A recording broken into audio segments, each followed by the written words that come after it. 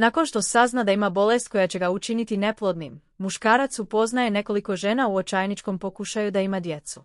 Tokom burne kućne zabave električna energija se iznenada gasi, razočaravajući prisutne. Nesigurni u mogući uzrok, Jonah i njegovi prijatelji provjeravaju njegov kabinet za račun za struju. Stevie preuzima obavijest o prekidu veze, koja se ispostavila da je posljednja. Shvataju da je Jonah već prošao rok, pa se dobrovoljno javlja da pjeva kako bi nastavio njihovu zabavu. Uprkos svojoj ponudi, Gus je i dalje potišten jer zabavu moraju završiti ranije nego što se očekivalo. Jons ga tješi, kako bi ga razveselio, odlučuje da pozajmi struju od svog komšije Silvija. Vani, Gus i Stevie gledaju posramljeno, dok Jonah grli Silvija da ga ubijedi. Na kraju, Jonah se trijumfalno vraća u kuću jer mu Silvio dozvoljava da koristi svoju struju. Misleći da je besplatno, Stevie i Gus izražavaju zahvalnost Silviju. Ali čovjek pojašnjava stvari. Naplaćuje im $500, objašnjavajući da su on i Jonah pristali da plate iznos zajedno sa bocom pića. Uznemiren, Gus se suočava sa Jonahom oko značajne isplate koju traži. Jonah ostaje miran jer planira da nadoknadi svoje troškove tražeći novac od svojih gostiju. Jonah odmah najavljuje masi da će im trebati donacije da nastave koristiti struju. Iako neki odbijaju, većina njih su spremni da doniraju samo da bi stranka ide. Nekoliko trenutaka kasnije Jonah ima trenutak sa jednom od svojih gošća, Becky, kada žena osjeti da nešto nije u redu u njenom donjem delu tela. Otkriva da ima kvržicu u međunožju, zbog čega se Jonah brine za svoje zdravlje. Sljedećeg dana ide na pregled i doktorica Mackenzie otkriva maligno stanje u njenim reproduktivnim žlijezdama. Zabrinutost vidi na licu svog pacijenta, pa ga ljekar uvjerava da se može liječiti i optimističan je da će se sada potpuno oporaviti. On predlaže operaciju uklanjanja zahvaćenog organa sljedeće sedmice. I dalje nemiran, Jonah se pita može li i dalje biti intiman sa svojim budućim partnerima, a doktor to potvrđuje. Nažalost, upozorava vas da vas tretman može ostaviti neplodnim. Mackenzie tada preporučuje da isprobate krioprezervaciju dok još niste operisani. Istog dana, Jonah odlazi u kliniku za plodnost, gdje mu laboratorijski tehničar daje kontejner i daje mu upute kako će izvući svoje sjeme. Kod kuće, Gus preuzima inicijativu da obavijesti Steviea o Jonahovoj bolesti, na veliko čovjekovo užasavanje. Kako su već na tu temu, Jonah ih uvjerava da nije terminalno i da se može liječiti.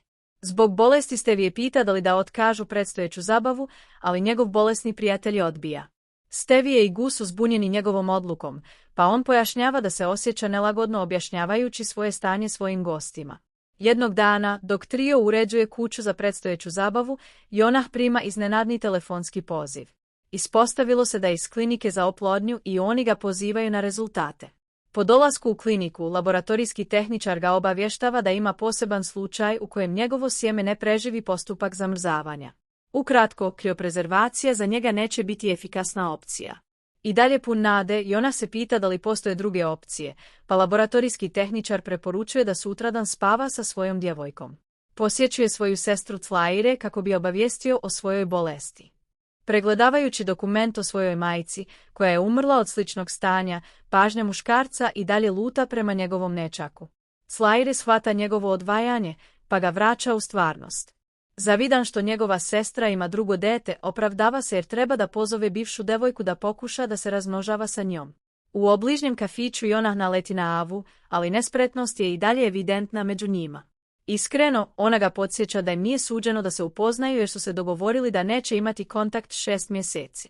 Čak i sa ovim podsjetnikom muškarac joj kaže da mu nedostaje samo da bi obnovio njihovu propalu vezu. Jonah tada kaže da razmišlja o osnivanju porodice s njom, vjerujući da je to njegova nova svrha u životu. Ava se samo nevjerovatno smije i nastave da ga kažnjava što tako nešto misli. Iskreno frustrirana je svojim bivšim dečkom, za kojeg misli da je emocionalno udaljen i sebičan jer su ljudi bili popustljivi prema njemu kada mu je majka umrla. Naglašava da se ne vidi sa njim jer on odbija da se promeni. Sljedećeg dana, Jonah moli Sadr. Mackenzie je produžio datum operacije jer još nije našao partnera.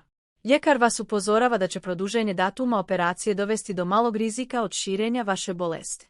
Uprkos tome, pacijent insistira na sastanku naredne 3 sedmice, objašnjavajući da je to jedini termin koji ima besplatno. Te noći Stevie prati Jonaha na željezničkoj stanici da ga spriječi da juri Beck. Stevie izražava svoje neodobravanje prema njoj, vjerujući da žena nije pogodna za majku jer ima tešku ovisnost o supstanci. Osim toga, ona kaže da postoje i drugi načini za rađanje djeteta, posebno usvajanjem. U svakom slučaju, Jonah posjećuje Becknu rezidenciju jer, međutim, želi okušati sreću da dobije njeno biološko dijete. Kada uđe u njenu sobu, ona odmah pokušava da vodi ljubav s njim, ignorišući njegove molbe za razgovor. Bez drugog izbora, Jonah ju obavještava da ima zloćudno stanje. Tokom njihovog razgovora, žena plače kroz suze zbog činjenice da će Jonah biti neplodan, posebno zato što misli da će biti fantastičan otac. To mu daje nadu da će konačno moći da se razmnožava, pa pita Becky da li želi da zasnije porodicu sa njim, s obzirom da joj je ostalo još 3 nedelje plodnosti. Iako je sretna zbog njega, odbija da mu bude partner jer za njih ne vidi budućnost. Po povratku kući, Jonahov očaj postaje sve jači, pa odlučuje da uhodi svoje bivše djevojke na njihovim nalozima na društvenim mrežama kako bi ih kontaktirao. Sljedećih nekoliko dana sastaje se s njima i pokušava ih nagovoriti da s njim zasnuju porodicu. Na njegovu užasnutost, svi ga odbijaju, smatrajući ga emocionalno i financijski nepouzdanim da odgaja dijete. Jednog dana, dok Stevie provodi vrijeme sa svojim kolegom Davidom, šokiran je kad vidi da ga je jedna od Jonahovih bivših djevojaka napustila. Dok se ona pokušava fokusirati na sastanak, Jonah iznenada priđe njenom stolu, na njeno veliko iznenađenje. Zatim otkriva da zbog svog stanja ne ispunjava uslove za usvajanje. Čovjek objašnjava da stranice za podršku usvajanju zahtijevaju od usvojitelja da imaju čistu medicinsku istoriju. Nakon što podijele svoja razmišljanja, Jonah naglo odlazi, što stvara neugodnu atmosferu između Stevieja i Davida. David ohrabruje Stevieja da slijedi Jonaha. Ali ona odbija, želeći da nastavi sa njihovim sastankom. Međutim, ona insistira jer ga primjećuje kako sjedi na trotoaru. Nekoliko trenutaka kasnije u baru, žena ukazuje na to da Jonah treba da ima aranžman sa starijim jednu ženu ili čak sa par. Ona smatra da žene u ranim 2.0 im nisu zainteresovane za rađanje dece. Stevie volontira da mu pomogne, pogotovo jer postoje potencijalni kandidati sa njegovog radnog mjesta. Sljedećeg dana, Gussie kritikuje što pomaže Jonahu da se razmnožava. Ali svoju odluku opravdava, rekavši da nema drugog izbora. Budući da čovjek svoje postupke smatra nerazumnim, izjavljuje da neće organizovati zabave. Ubrzo nakon toga, u rezidenciji para, Jonah pita koje će uzeti dijete, jer više voli da spava sa privlačnim. Tišina obuhvata sobu dok se par osjeća neprijatno sa svojim pitanjem. Ipak, Allison ljubazno odgovara da bi njena partnerka Jennifer trebalo da bude biološka majka. Na kraju, Allison preuzima odgovornost, jer je to bio njen san. Jonino raspoloženje se očigledno razvedrava dok joj više daje prednost, ali Stevie se osjeća posramljeno zbog njegove reakcije. Nastavljajući dalje, Jennifer pita Johnu zašto želi da bude otac. Otkriva da mu se to jednostavno čini, što ne pristaje paru. Osjetivši njihov skepticizam, poziva par da prisustvuje njegovoj sjednici čuvanja djece kako bi dokazao da će biti dobar otac. Kad konačno dođe dan, Stevie prima telefonski poziv od para. Znatiželjna, Jonah se pita hoće li doći, ali nažalost ona ga obavještava da neće. U parku pokušava da ubedi Johnu da odustane od svojih planova, naglašavajući da bi njegova buduća deca mogla da ga zamere ili čak napuste. Međutim, razlikuje se po tome što mu je majka rekla da je njihovo donošenje na svijet najsretniji trenutak u njegovom životu. Stoga želi doživjeti isto što Stevia utišava po dolasku u Tlairejnu rezidenciju. Jonah naređuje Steviju da uzme svog nečaka jer su mu ruke već pune. Ako nije dobra među djecom, ona obe dece, a u početku ima problema da otkopča sigurnosni pojas Jonahovog nečaka, plašeći se da ga probudi. Ali na kraju ona uspješno izvlači dijete iz auta. Neočekivano, Tlairejni majčinski instinkti se probude kada joj se djevojka ušuška u naručje. Sljedećeg dana Stevie razgovara sa Marc, svojom drugom kolegicom, i uvjerava je da razmotri Jonahovu ponudu. Podsjeća da je žena zainteresirana za razmatranje donatora za začeće djeteta, sada kada se približava 4.0 godini. Zainteresovan pita se kakav će biti aranžman, a Stevie otkriva da će Jonah biti potpuno funkcionalan otac. Stevie tada uvjerava Marc da, iako će imati dijete sa Jonahom, i dalje je slobodna da izlazi sa kim god želi. Te noći u Steviinoj kancelariji primjećuje da joj se sin kolege smiješi, zbog čega je čeznula za jednim. U međuvremenu, Jonah konačno upoznaje potencijalnu biološku majku u baru. Iznenadzujuće uživa u njenom društvu s obzirom da ona nije njegov tip. Nekoliko pića kasnije, par se poljubi, dajući čovjeku nadu da će mu se plan ostvariti. Sljedećeg dana Marc izražava zahvalnost Steviju što je dogovorio njen sastanak sa Jonahom. Iako ga smatra privlačnim, dijeli da se između njih ništa nije dogodilo. Ona pojašnjava da ne može samo ući u krevet s njim jer ga ne poznaje dobro, s obzirom na to kako su stvari ispale. Stevie odlučuje da proveri njenu kartu plodnosti, razmišljajući o tome da se ponudi svojoj prijateljici. Vraćajući se kući, Jonah žuri na svoju lokaciju i pita je li Marc ostavila poruku za nju. Stevie je iznenađena što ga nije nazvala, pa je prisiljena obavijestiti da njen kolega nije zainteresiran za začeće djeteta s njim. Jonah počinje da se frustrira samim sobom, priznajući da je pokušao da spava sa njom samo da bi propao zbog njenog pijanstva. Čuvši ovo, Stevie ga grdi što je drzak. Naglašavajući da je ne bi trebao tretirati kao jedno od svojih osvajanja, pokajan zbog svojih postupaka, slijedi da se izvini i moli da mu da još jedno sa svojom prijateljicom jer mu je ona posljednja nada. Da bi je još više uvjerio, Jonah izjavljuje da je spreman dati Marc svoju kuću ako ona odluči roditi njegovo dijete. Rado znala, Stevie pita da li je u redu da bude domaćica dok njena koleginica nastavlja sa svojim poslom i dovodi svoje ljubavnike u kuću. Jonah to potvrđuje bez oklijevanja, ali savjetuje da kuću ne dajete Marc. On ostaje čvrst u svojoj odluci i čak obećava da će svoju imovinu staviti u ime obojice. Rastreseno, Stevie joj govori da joj neće biti potreban, potpuno saopštavajući da razmišlja da mu bude partner.